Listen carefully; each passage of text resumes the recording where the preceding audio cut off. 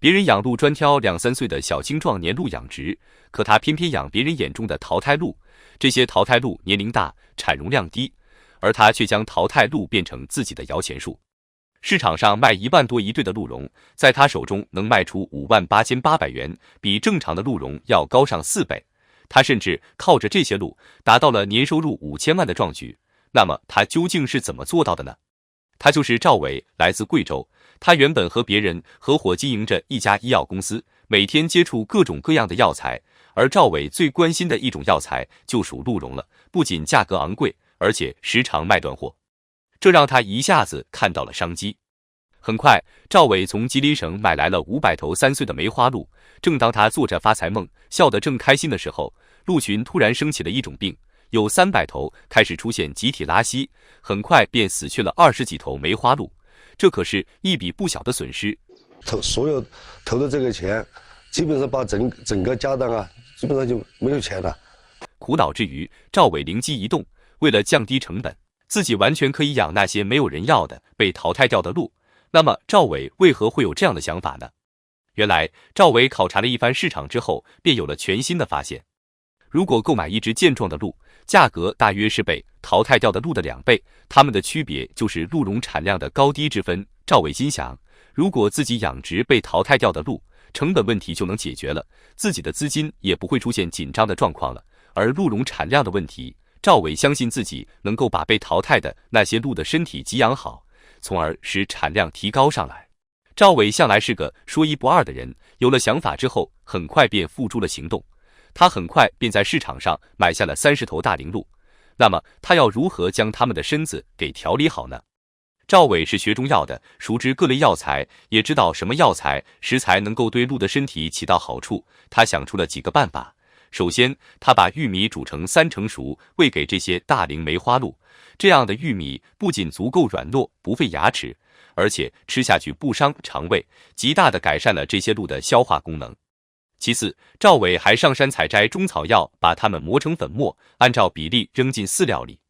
有的草药有强筋健骨、祛风除湿的作用，所以和玉米等其他饲料掺在一起让梅花鹿吃，不仅不容易生病，而且活力四射，一点也不像刚买回来的那个样子。最后，赵伟将这大龄鹿按批次进行放养，这样不仅能让它们有回归自然的感觉，同时还给了它们足够的空间去活动筋骨，而且在纯天然的草地上进食，也对鹿的身体有帮助。靠着这几个方法，赵伟饲养的梅花鹿可以说是重焕新生，鹿茸的产量也得到了提高。那么这些被淘汰了的鹿已经能够卖出高价了吗？虽然赵伟有办法改善被淘汰掉的鹿的身体，让产量逐步提上来，但是自己还是搭上了许多药材方面的成本。8、9岁的话，那种我们要慢慢的调养，吃的精细，我们还要去山上采那个中草药给它吃。那个老年的你就算调理过了，也就几年的时间是吧？你不可能一直这样养下去啊。而且这些鹿的鹿茸质量与正常的鹿茸相比还是有些差距，所以暂时还是赚不了几个钱。那么赵伟还有什么妙招呢？赵伟算了一笔账，虽然单论个体来说，淘汰鹿不如健壮鹿值钱，但是可别忘了，一只健壮鹿相当于2只淘汰鹿的价格，就算成本相同的话，每年养下来还是能多赚几万块钱的。于是他便开了家全鹿宴餐厅，把那些卖不出去鹿茸的大龄鹿送到自己的餐厅消化掉。当地这样的全鹿宴餐厅屈指可数，所以人们纷纷前来品尝。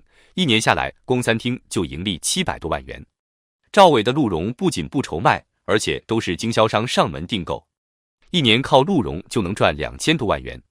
可是在之前，经销商不仅不上门提货，而且还嫌他卖的鹿茸价格高。这是为什么呢？由于市场竞争，赵伟将自己的鹿茸不经加工直接出售。要知道，市面上的鹿茸都是经过加工的，保质期高达3年，而自己的鲜鹿茸保质期只有短短1年，这让经销商纷纷不敢去他那里提货。然而赵伟的一个举动，让自己的鲜鹿茸变成了抢手货。到底是什么呢？就是说你在5个月以内你卖不出去，我原价退给你啊，所以他就没有什么风险了。厂家卖东西再退货，这是不可能的，换货也很难。对老板的承诺，有很多人做不到的。别人都是只想自己，而赵伟却把风险都归到自己身上。如果发生集体退货，那不就是亏大了吗？可结果并没有让他失望，不仅没人退货，还供不应求。在他的不断努力下，到了2019年，赵伟已经拥有了一套完全属于自己的鹿茸加工程序，在他的手底下，梅花鹿的全身都变成了宝，鹿肉可以卖，还有鹿茸、鹿膏、鹿血酒等产品，全部都被研发了出来。赵伟用自己的努力成为了当地知名的养殖户，年收入更是突破了惊人的5000万。不仅自己致富，还带动附近的乡亲们致富。谁也没有想到，那个一意孤行只养淘汰鹿的小伙子能够获得那么大的成功。这不仅得益于他的胆识，还有自己关于养鹿的整个计划。在别人看来具有风险的每一个动作，其实赵伟都走得非常稳健。如果没有把握，他也断然不会冒险。那么如果是你的话，你会愿意为了创业冒多大的风险呢？欢迎大家在评论区留言讨论。如果你喜欢我的视频，请关注我，为我点赞并转发，你们的每一份鼓励都将是我做出更好视频的动力。